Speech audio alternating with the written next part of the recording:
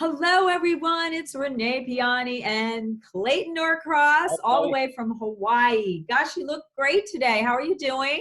Thank you, dear. You look lovely as well. Very well, thank you. Thank you. My How's lights, I'm a little yellow from my lights, but that's just the way it is. We're here not to talk about us looking good, but we're here to get real about love. And every to make love week, look good. Yeah.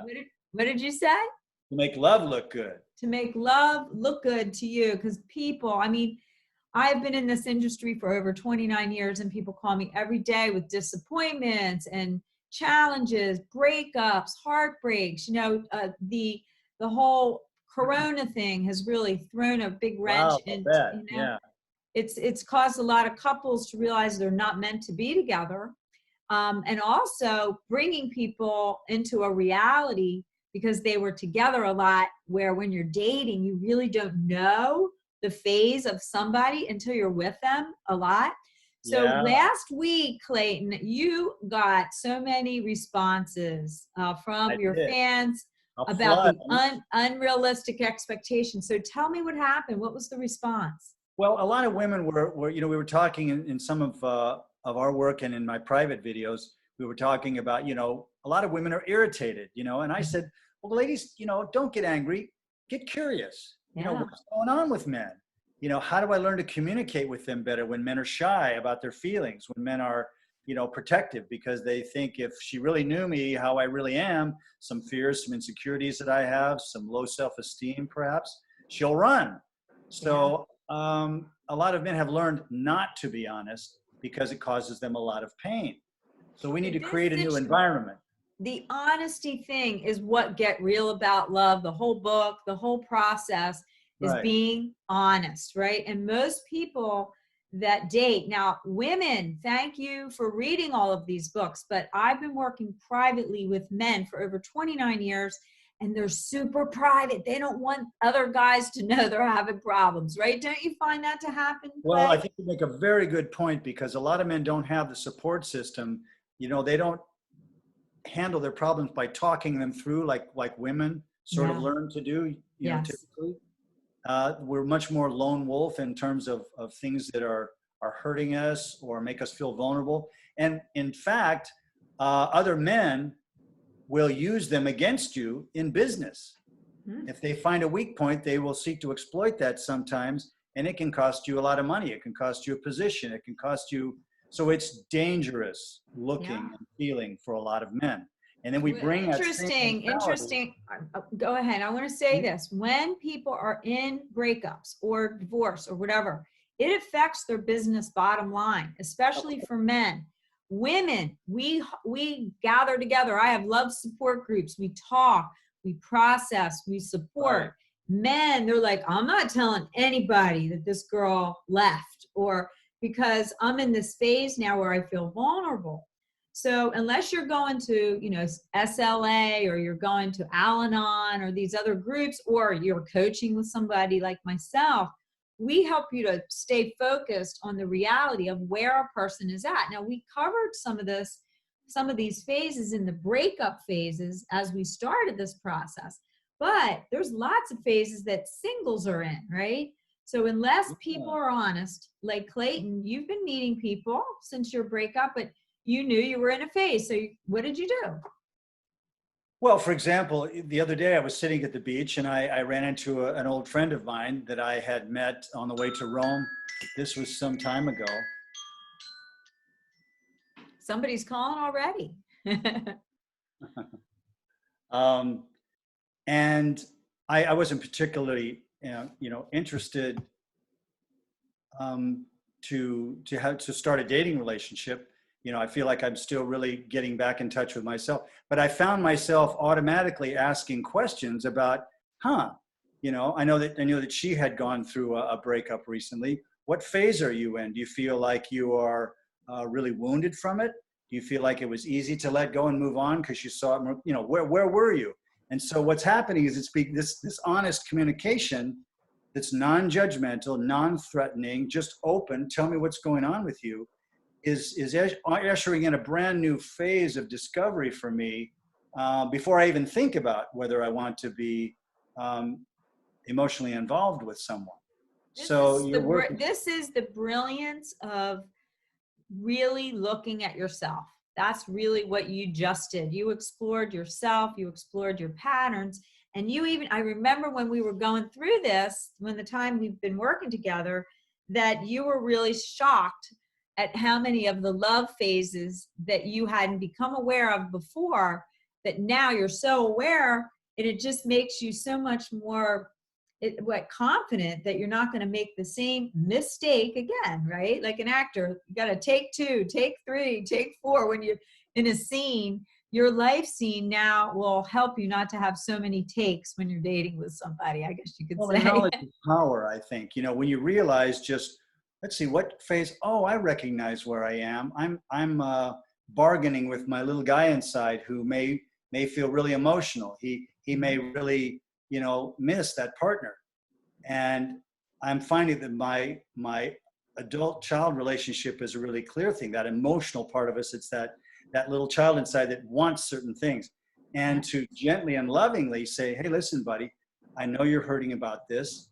We need to allow other people to have their healing phase the way they need to do it. We don't need to take too much responsibility here to fix or patch up other people. They need to do that on their own, in their own way. Yeah. And so I take a very loving hand at taking care of my inner guy and loving him up so that I don't need as much of that from the woman in my life. And that is very empowering. The interesting thing is that once people know this, so I'm going to just read off some things real quick, because we talked about, these are the single love phases, and most people, they're either heartbroken, which is all the sad kind of phases that people are in.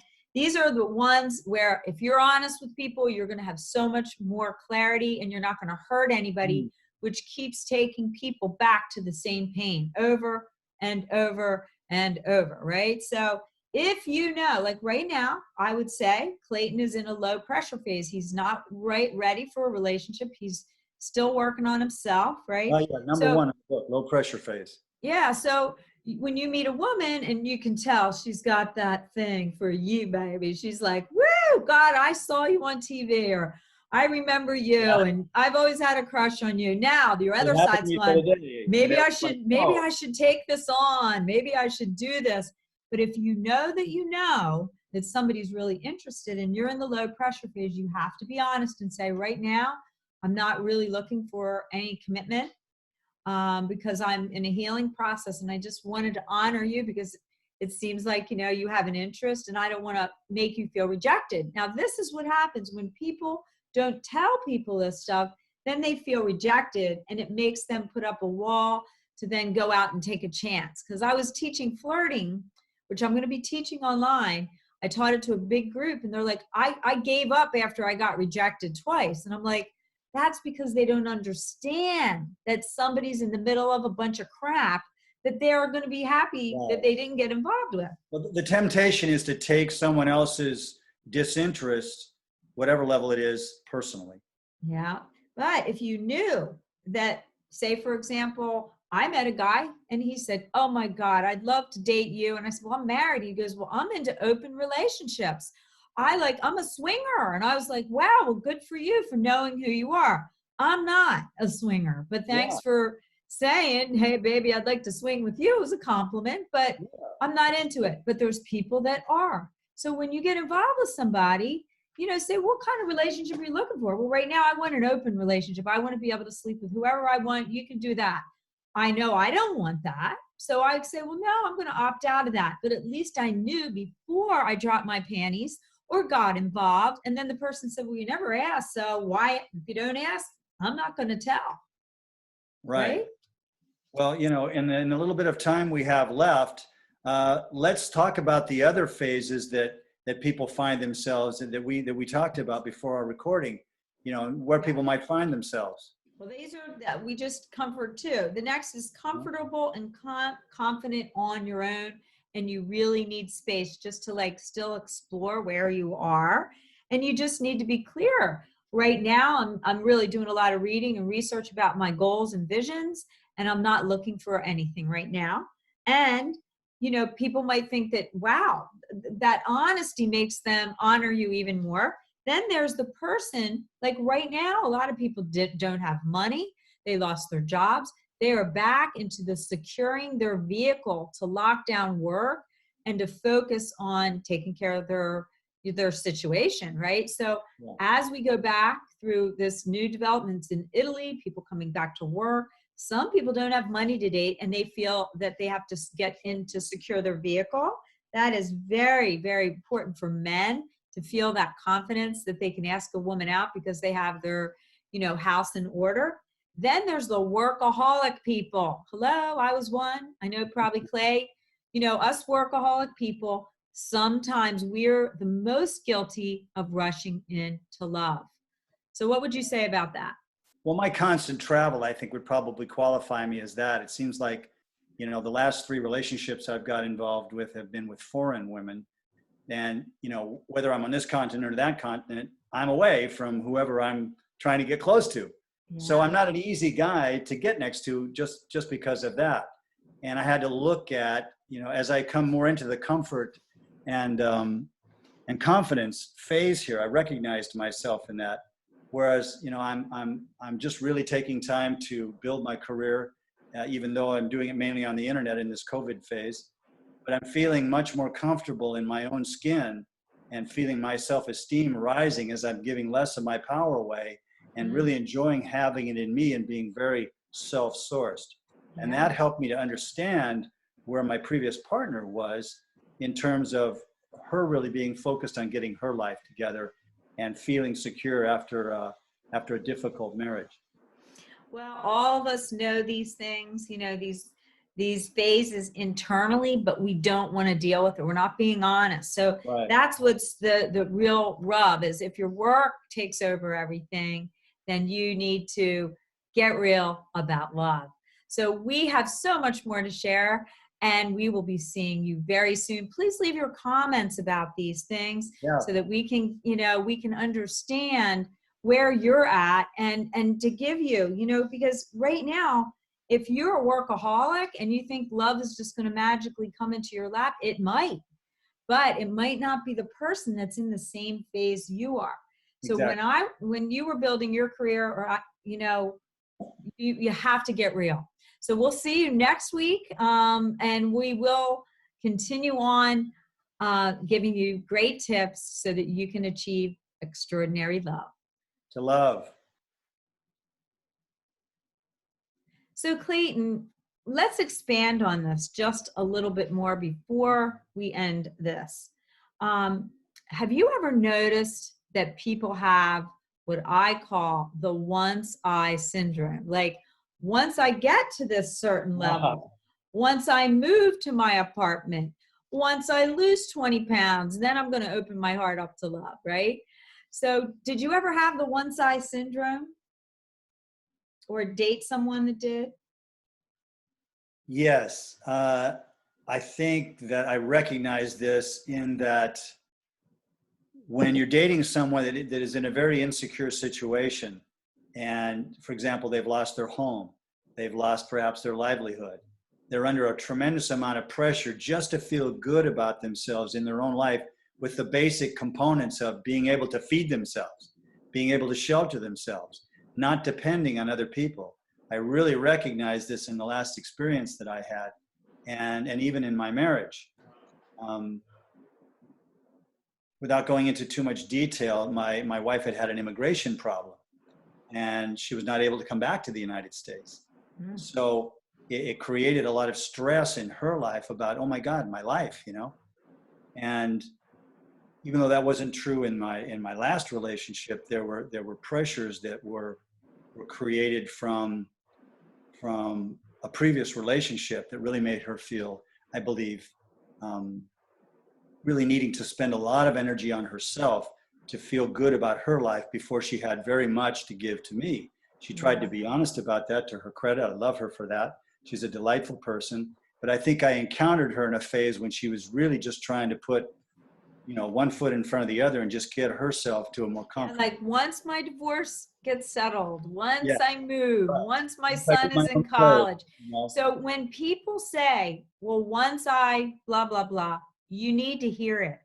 Because if you don't, you're going to be one of those people in waiting. It's like a lady in waiting for a man to, or a woman to achieve a certain degree of success before she allows herself to find love. Now, I get calls from women all over the world that say, now I'm 40, I want a kid, and I worked myself to get to where I am, and now I want this. And I'm like, wow, okay, that's great. But you got to realize how you present it and the phase that you're in, and that a man that would want to possibly have a child with you, and it's very easy. I've helped thousands of people find love at that time, but it's the way you present it.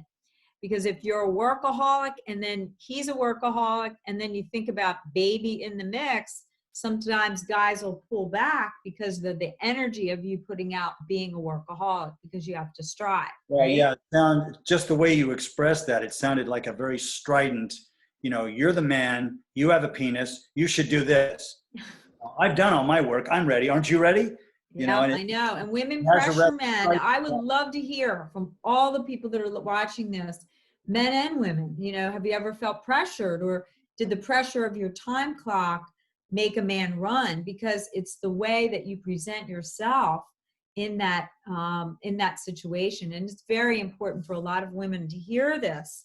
But we're going to move on because we have a few more. You date high-speed chase women. Break the bad boy, play girl. I think we're gonna have to save this one for next week. Ooh, this is a good one. I think we're gonna have to save this one for next week. But because it's a whole conversation. But before we do that, I'm gonna finish this. If a person's new to a city, right, that is a phase. Like a lot of people say, I'm leaving Los Angeles and I'm moving to New York. So then they go to New York. And they get to New York, and then they're going, holy crap, I don't know anything about New York. Then they go, I don't want to get involved with anybody because I want to get adjusted to New York, right? So don't put love on the back burner. If it shows up, know thyself, know where you are, right?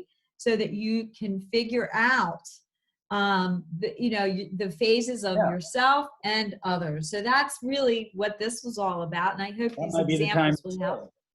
I'm in a low pressure phase. I'm got a little confusion going on here. I like you. Maybe there'd be some help there to get oriented to the city, but as long as it comes from a low pressure place.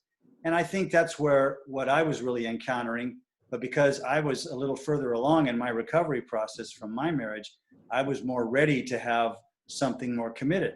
So the way I was loving felt like pressure to my partner. Yeah. Well, that's why it's so good for you to do the internal work, like the book. If you buy it, we are trying to turn it into Italian. I'm in the mix of turning it into Italian because I cannot speak Italian. I've devoured but Clayton, it's so funny because people really do believe that celebrities are like absolved from any of these problems, and yet many of them are in the midst of divorces right now. I'm watching it all every day, like who's broken up and who's back together. Yeah, and the importance of your life partner, everyone, this will be our final wrap up. The importance of the choice of your life partner. If you've made bad choices, get real, right? And if you want to make a new choice, then you need to have deep conversations, not only with your own self, but with the future partners, without it being an interrogation. And as you know yourself, you'll be able to ask questions very eloquently that will where you just sit back and ask, and then you're going to discover these things without having to say, well, I want to know why you got divorced. Like, look at that. Oh, who would want to answer me? Because all these events that I do, speed dating and everything. Prejudgment, and prejudice. And, I just want to tell those viewers that are thinking about buying the book or have the book already, we're starting here this dialogue on chapter 4, Single Love Phases, and it starts on page 37, just as a reference to kind of follow along. We're kind of working our way through the book, and we wanted to give each of you a bit of a thumbnail sketch on what that chapter deals with is our motive. So we hope you liked it. Thank you. We're going to wrap up now. And I thank you for being so raw and real. I've been through this myself with disappointments and sadness, but it was me making when I really look back through my journals of 28 years, I always knew, like I'd say, a warning, this guy doesn't seem available, but I'm going to do it anyway. And I got myself into a situation. So if you're in a love situation, let us know. We want to hear your comments. I know Clayton calls and he's like, wow, so many people are loving this. So if you're loving it, let us know. We're also going to be on Clayton's YouTube and my YouTube with other videos that you'll see as we grow this. But these are super important issues. So Clayton, thank you. Look up our history on Clayton Norcross on YouTube, and there's an archive there of our past shows and things. If you're just joining us and you want to catch up, that's a good place to go. See some of the personal videos that I've put up on Instagram in support of building a broader global market with Renee to help people with their love lineage and their love experience. That's what we're all about. So aloha. Bye. Aloha. My life is dedicated to people's hearts. And thank you, Clayton, for sharing the depths. Because when people are honest, it's kind of a shock. I mean, people are like, he told me this. I was, wow, you know. So be one of those people and you're going to have more extraordinary love, I promise. And it feels so good to let go of blame and just take responsibility for what you're creating in your life. You get free. It's great. Yeah, you're a completely different person. I mean, your heart was so heavy and now you feel like, wow, you understand her, you understand you, and your heart can feel open, you know? Yeah, and I have no judgment of her. You know, I can release her to do her healing work in her own way and me to do mine. So it's very freeing. Well, that freedom will bring you more love, and that's what we wish for you until next week. So send us your comments. Mwah. We'll see you soon.